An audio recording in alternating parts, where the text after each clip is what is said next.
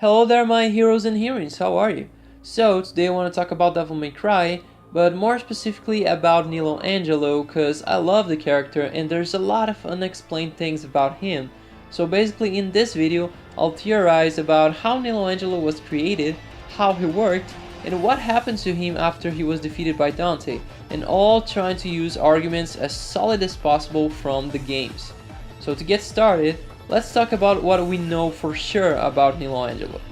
So we know he is Vergil, and we know he's somehow being controlled by Mundus. And that's it, I mean, that's all we know for sure about Nelo Angelo. And you all probably knew that he is Vergil, but for those who didn't, there's a specific line Mundus says in Devil May Cry 1 that proves it. Trish, Vergil has been defeated. You know what you must do. Now go. Even in Devil May Cry 3 Special Edition, when you play as corrupted Vergil, you can see he's Nelo Angelo because they made corrupted Vergil's devil trigger to be Nelo Angelo. So, we know Vergil is Nelo Angelo and that is undebatable. But what happened to him? How did he end up like this? What is this Nelo Angelo form? To answer these questions, we must take a close look into every little information the game gives us and then theorize basing ourselves in these facts. Fact number 1. Mundus attacks Vergil when he's in his worst moment. Let's take a look at Devil May Cry 3's secret ending, which actually shows us where it all started. Here we can see that Mundus is taking advantage of the fact that Vergil is severely injured and tired and uses this moment to face him. Vergil, being the honorable Dark Knight that he is, charges at Mundus even though his current state is unfavorable. We don't actually see the outcome of this fight, but it certainly ended with Mundus' victory, because we can see how damaged Vergil is, and we know he's going to be turned into Nelo Angelo and controlled by Mundus, so obviously he lost. However, what happened between the time Mundus defeats Vergil and his appearance in Devil May Cry 1 as Nelo Angelo is not shown in any moment. But don't worry, we'll talk about that later. Fact number 2.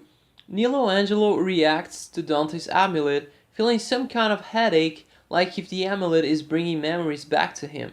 He had Dante in his hand and was about to try to finish him, but when the amulet came out and Nelo Angelo saw it, he left Dante and started to react to it. Due to this fact, he ended up leaving the fight.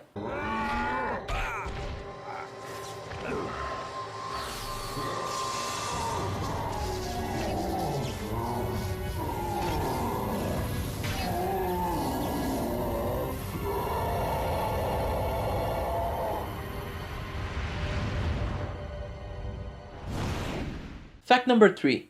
After all of the fights Nelo Angelo had against Dante, he would simply vanish as some kind of blue fire.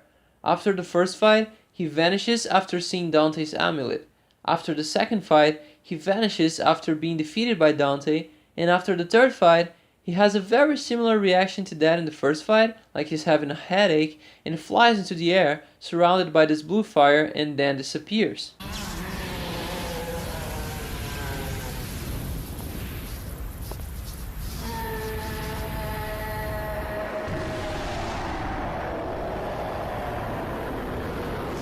Fact number 4. When Nelo Angelo unleashes his full power, he breaks the helmet, showing his corrupted Vergil's face. This happens at the third fight, where the cutscene shows he's powering up, and the gameplay after shows that now he's able to use Vergil's summon swords, something that he could not do before.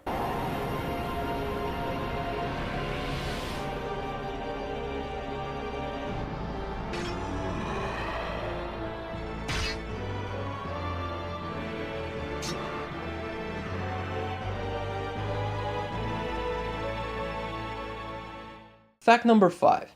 Nelo Angelo does not retreat again in the third fight, he simply disappears and leaves his amulet behind. Unlike the first two battles, where we can see Nelo Angelo leaving the area as a blue fire, in the third fight we can only see Nelo Angelo in the air surrounded by that blue fire, and then he vanishes, nowhere to be seen, and also this time he leaves his amulet behind.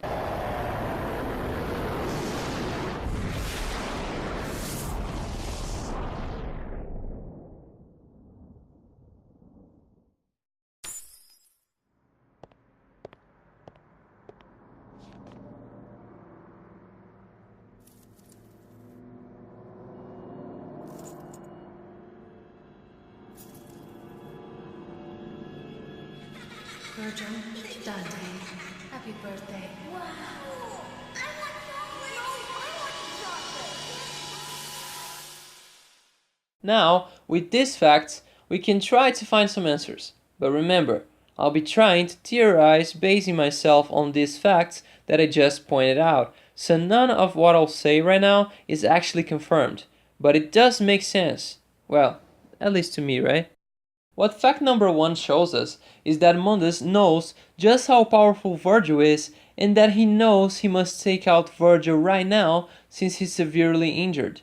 You see, the only ones that can actually stop Mundus from achieving his goal, which is to rule the human world as well, are Sparta, Dante, and Vergil, basically the Sparta bloodline. Since Sparta has disappeared, Mundus only has to worry about Dante and Vergil, because they are the only ones powerful enough to face him. He wouldn't want to fight neither of them at their full capacity, cause there is a chance Mundus will lose. I mean, he already lost to Sparta in the past. He cannot take his chances against his sons, since they also carry his power, but in their own unique way, of course. This cutscene is a proof to me that Mundus knows that Vergil is too powerful and he cannot underestimate him. That's why he took advantage of this situation and attacked him right after his fight against Dante. What fact number 2 shows us is that Vergil is not aware of what he's doing or of who he is while being Nelo Angelo. The reason why I say this is because he reacts to Dante's amulet like if he was having a mess go inside his mind. If he was aware of anything, he wouldn't have reacted like that, because Vergil would know he's fighting his own brother. He would know he has one piece of the amulet with him, and he wouldn't be surprised by the amulet because he knows Dante has it, but also because he's got a piece of the amulet himself. It's right there with him the whole time, so why be shocked when seeing Dante's part of the amulet? The reason why is because he's not really aware of anything. He's just running on autopilot at that point, due to Mundus taking control over him. However, when he sees Dante's amulet, it starts to awake Vergil and make him remember his history. Probably because the amulet means a lot to him since it was a gift from the mother he loved so much. And that is making Mundus' control over him weaker. But Mundus cannot let Vergil regain his awareness, so he's trying to maintain control over him while the amulet was trying to free him. This confront between Mundus trying to re-establish control and the amulet trying to awake him is what caused that reaction from Nelo Angelo in the first fight. What fact number 3 shows us is that every time Nelo Angelo's battles reach a critical point, that blue fire intervenes. We know Nelo Angelo has blue color demonic power just like Vergil does, but we've never seen Nelo Angelo nor Vergil turning into blue energy and flying away like Nelo Angelo does in first and second fight. They use this blue energy when teleporting and when they attack, but they've never turned into that blue energy. The reason why I'm saying this is because I don't think that Nelo Angelo is escaping after first and second fight. I think Mundus is actually pulling him away from the fights. In the first fight, Mundus pulls him back because he needs to regain control over Vergil before he can awake, and in the second fight, he pulls him back before Dante can finish him, because if Dante manages to defeat him completely, he might break Mundus' control over him. Not only that, but he could find out that this guy is Vergil, and if Dante knew that, he would do anything to set him free, and they would probably unite forces to finish Mundus. I have another 2 reasons on why I think it's not Nelo Angelo's escaping, but it's Mundus pulling him away. The first is that Nelo Angelo is an honorable knight, as stated by Dante, so he wouldn't simply run away from a fight when things don't go his way. And second, I don't think Nelo Angelo could have escaped even if he wanted to. In the first fight, he's in the middle of a mind struggle, and in the second fight, he was defeated, maybe even knocked unconscious. In neither of the situations would he have the focus or energy to perform such a technique. That's why I think Mundus is pulling him back from those fights. Now, fact number 4 might be the most important one, because it shows 2 critical things. First one, Nelo Angelo is a suit of armor. You can clearly see that because when Vergil powers up, the helmet part of the armor breaks, revealing corrupted Vergil's face. A lot of people think that Nelo Angelo is corrupted Vergil's devil trigger, and I can understand since they did that in Devil May Cry 3 Special Edition, but they only did that for fun purposes, because that is not really canon.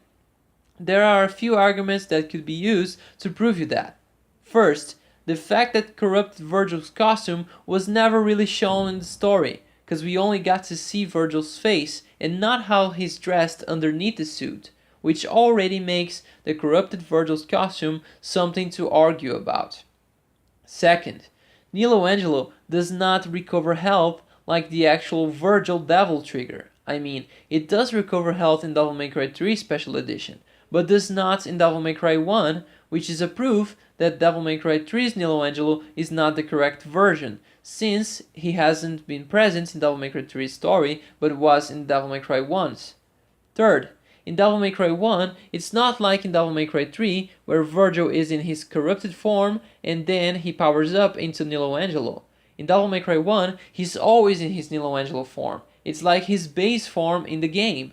It's not a powered up version of corrupted Vergil, it is his normal form, which is not like a Devil Trigger. There is one more proof that Nelo Angelo is not a Devil Trigger form, but before I say it, let me just tell you what's the second critical thing that fact number 4 shows us. Second one, Vergil is more powerful than Nelo Angelo. We can clearly see this in the third fight, both with the cutscene and the gameplay. In the cutscene, we can see Nelo Angelo powering up, and when he finishes his power up, you can see Vergil's face. And in the gameplay, you can see that now Nelo Angelo is capable of doing everything he could do before, plus use Vergil's summon swords. Now, if you combine these two critical points together, you'll see that they make even more sense. Nelo Angelo is a suit of armor used to imprison Vergil's power and to control him. That is why Vergil breaks the helmet when he powers up, because he's unleashing his imprisoned power, which is too much for the armor to handle. By doing that, Vergil is now free of one of the pieces of the armor, which is no longer restraining him. That's why he's more powerful and now he can use his summon swords, because he's got a little more freedom. Of course the rest of the armor is still there, but breaking the helmet already freed him a little bit, thus allowing more of his power to come out. That's also why it does make sense for it to be an armor imprisoning his power and not his Devil Trigger, because if it was his Devil Trigger, why would he become more powerful by turning into his regular form? So his Devil Trigger powers up and changes only his face and turns his face into his regular face again. That does not make any sense. So basically, Nelo Angelo is a suit of armor that Mundus trapped Vergil in to imprison his power, because he's too powerful and Mundus cannot risk having a full power Vergil around, and to be able to control him at the same time, not allowing Vergil to awaken inside the armor, only letting him operate in autopilot mode so that he can always be on control of the situation. And finally, what fact number 5 shows us is that Nelo Angelo is probably over. The reason why I say this is because in the final cutscene, we see Nelo Angelo putting his hands around his head just like in the first fight, and then instead of going away in the blue fire like before, now we see he going into the air surrounded by this blue energy, and then he simply vanishes, leaving his amulet behind. The reason why he has that mind struggle again is because now he's starting to break free from Mundus' control, just like he was in the first fight. However, now Vergil has already broken one part of the armor, so he already has more freedom than before, and Mundus does not have a strong control like he did before. Not only that, but Vergil is defeated by Dante, which means he took lots of powerful hits in the armor, making Mundus' control even weaker. Like if that wasn't enough, he was fighting Dante, his own brother, just like he did in Devil May Cry 3 when he was Vergil. All of that combined makes Vergil awake, and now he tries to take control again, but this time he succeeds. By freeing himself on Mundus' control, he vanishes, nowhere to be seen, and leaves his amulet behind. I know this is a lot of information, so right now, let's put it all into place and turn this all into one big theory of Nelo Angelo, from his beginning to his end. Vergil wants to become more powerful, and to do that, he needs Dante's amulet. Dante does not want to give it to Vergil, so they fight. Dante ends up winning the fight, hitting Vergil with a final blow that severely damages him. Vergil is no longer in conditions to fight, so he grabs his amulet and decides to stay in the demon world, where their father lived. He jumps off a cliff and falls into the bottom of the demon world. Once there, Vergil is lying on the ground, still feeling the injuries from his fight against Dante. But before he can recover, Mundus shows up. He knows Vergil is an extremely powerful demon, and one of the two only threats to his goal, so he does not waste this opportunity and decides to attack Vergil now, where he's too injured to fight him. Vergil sees Mundus and decides to charge in, thinking that if his father defeated him, he might be able to do it too. However, he wasn't in a condition to fight someone as powerful as Mundus, so he ends up losing. Mundus defeats Vergil, and now only Dante remains. However, he's not gonna have the chance to fight Dante in a weakened state like he did Vergil, because there is nobody powerful enough to leave Dante in that state. Nobody but Vergil. Even though Mundus has some powerful servants like Griffin and Nightmare, he knows they're not on Dante's league, so he cannot count on them to defeat him or leave him in such a weakened state like Vergil was. But at the same time, he does not want to risk fighting Dante in his full power, because then he has the chance of losing. However, what if he puts Dante to fight against someone who's just as powerful? In this situation, Dante might get as injured as Vergil was, or end up being defeated, which is even better for Mundus. Fortunately, he has the one who can be a match for Dante, which is Vergil. The problem is that Vergil is too powerful for him to simply control like the lesser demons, so he needs to find a way to control him, and as fast as possible, because Vergil recovers super fast, and he's recovering already, and the last thing Mundus needs is to fight Vergil at his full power. So, the solution Mundus finds for this problem is to trap Vergil inside a suit of armor that he can control. By doing that, he's able to put Vergil in a state where he's dormant and not aware of anything. So he just runs in autopilot mode, which is perfect for Mundus to control him. But it's also perfect because since Vergil is dormant inside his armor, his power is also dormant, so he cannot unleash it and try to break free from Mundus' control and represent a threat to him. Mundus just found the perfect solution, trapping Vergil inside the armor and creating Nelo Angelo. Now that Mundus has the perfect knight, he creates Trish and sends her to invite Dante to Malay Island, where Mundus is gonna try to come back. Dante comes, and Mundus already puts Nelo Angelo to the test. Dante and Nelo Angelo fight, and, as predicted by Mundus, Nelo Angelo is a good challenge for Dante. So much that he actually manages to break Dante's guard, and now he has him. Nelo Angelo is about to deliver the final blow, but unfortunately for Mundus, Dante's amulet comes out, and Nelo Angelo sees it. Since this amulet was a gift from Vergil's mother, the person that he loved the most, it really impacts Vergil, making him react to it and start to awake, breaking Mundus' control. Mundus cannot let Vergil break free, so he pulls him away from the fight and regains control over Vergil. Vergil returns to his dormant state, and now he's ready to go fight Dante again as Nelo Angelo.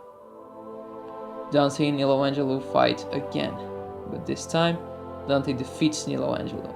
But before Dante can actually deliver the final blow, Mundus pulls him back, not allowing that to happen since he might lose control over Vergil if that happens.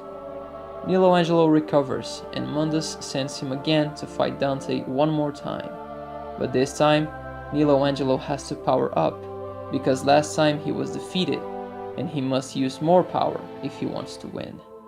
However, Nelo Angelo powers up too much, which causes his helmet to break, revealing us corrupted Vergil's face.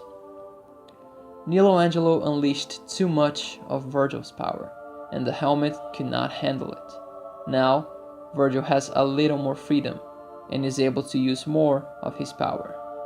This time, he's fighting Dante with everything he had before, plus his iconical summon swords. Mundus feels his control over Vergil got weaker, but there's nothing he can do now, since the armor has been compromised, and Vergil unleashed more power than it could handle. He can only hope Vergil defeats Dante at this point, to take control over Dante as well, and try to re-establish full control over Vergil again. However, Dante defeats Vergil once again, and now Mundus cannot pull him back. The armor is compromised and took a lot of hits from Dante, which only made Mundus' control even weaker. When Dante defeats Vergil, Mundus' control is no longer enough to maintain Vergil dormant, and he starts to awake and remember everything. His head starts to go crazy, and he's starting to unleash his power as well, since it's also no longer dormant. Vergil regains control over himself and his power, destroying the suit of armor he was trapped inside, causing him to vanish and leave his amulet behind, putting an end to Nelo Angelo. Where did he go? Maybe back to the demon world, where he was before he became Nelo Angelo.